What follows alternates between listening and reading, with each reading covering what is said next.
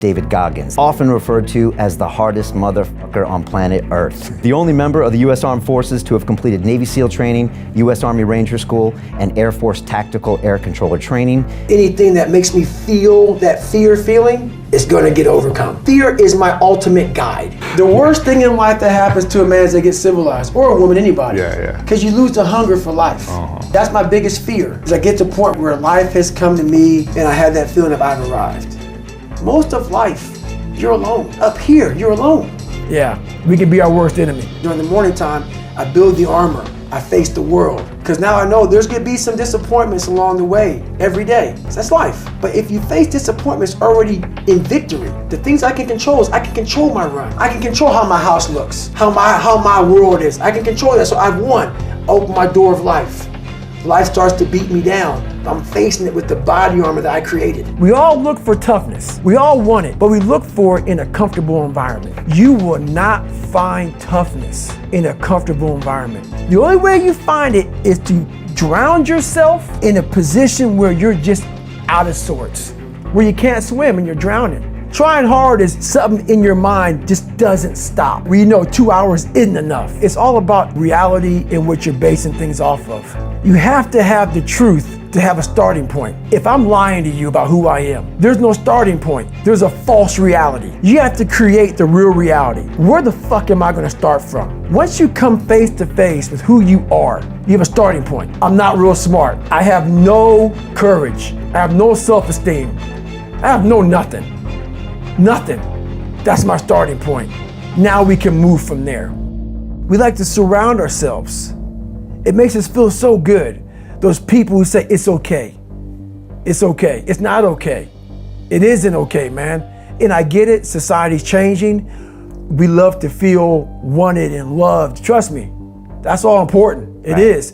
But you have to have the truth from people. Hey, you're not working your butt off hard enough. You're not trying hard enough. We all think we're trying hard, but what are you gauging that off of? I'm gonna tell you a difference in trying hard and trying hard. Trying hard is something in your mind just doesn't stop. Where you know 2 hours isn't enough. So it's all about, reality and what you're basing things off of. And most people quit at 40%. Yes. That's one of your most famous lines. Yes. I was hearing that years ago coming from you. And so when we're saying I'm trying hard, when you look in that accountability mirror, you need to look right in your eyes and say, who am I fucking bullshitting, right? Right. Because most likely you're at 40% or less. Right, much less. Much less. Because even though the 40% rule came up years later, when I was 297 pounds and I was fat as hell trying to be a Navy SEAL, the scariest thing in the world to me, even to this day, was that could have been the rest of my life. I thought then I was trying hard. That's the scariest thing in the world. I thought then, 297 pound, working for Ecolab, spraying for cockroaches, making $1,000 a month. I thought that was me at my 100% potential.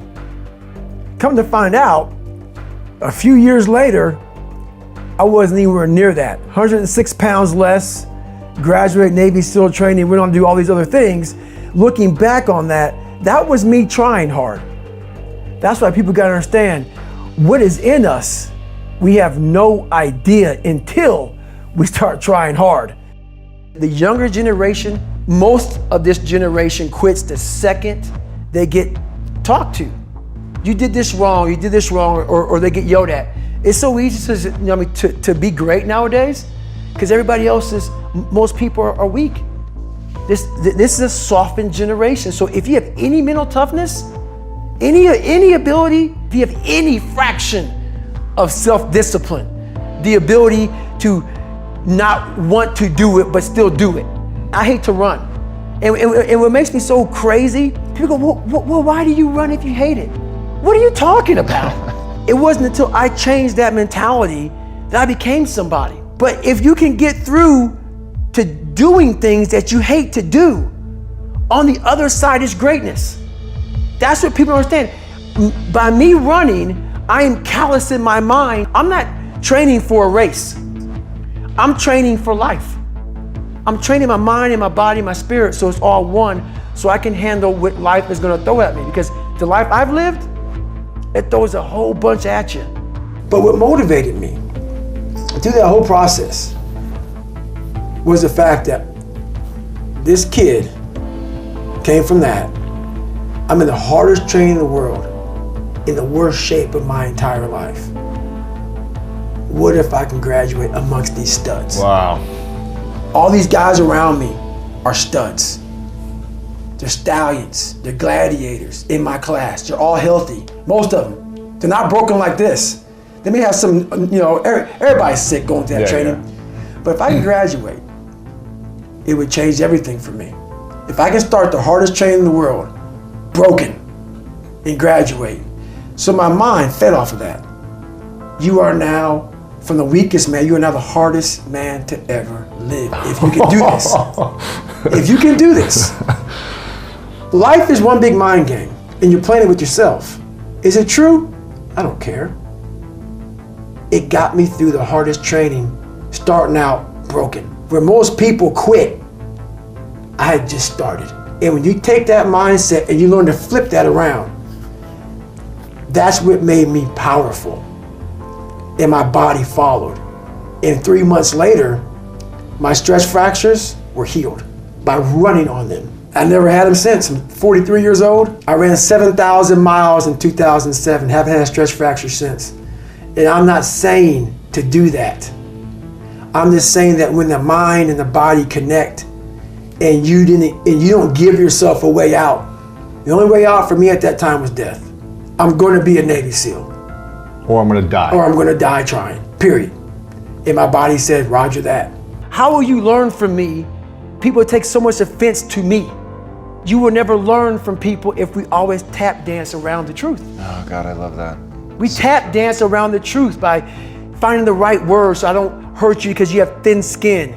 No, tighten up, people. It's okay. Trust me. What are you going to do now? They don't own your life. How are you going to control that now? How are you going to flip it upside down and say, roger that, now I'm going to harness this shit and you'll read about me years from now? How? That's the question. How are you going to do that? Thicken your skin. Become more of a human being. Don't be afraid of the reflection in the mirror, because that's all you can be afraid of. Once you overcome the reflection in the mirror, you've done it.